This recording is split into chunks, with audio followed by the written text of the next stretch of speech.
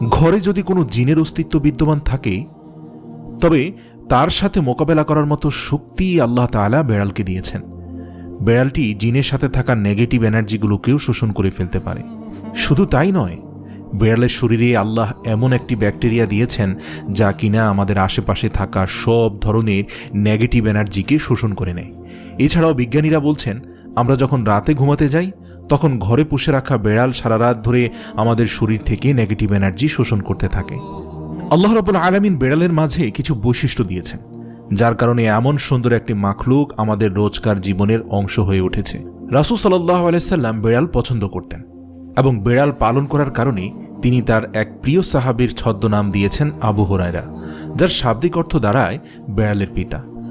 কেন একজন মুসলিমের বেড়াল পালন করা উচিত? গবেষণা করে জানতে পারা যায়, আজ থেকে ৮,০০০ বছর পূর্বে জঙ্গলের বেড়ালরা খাবারের খোঁজে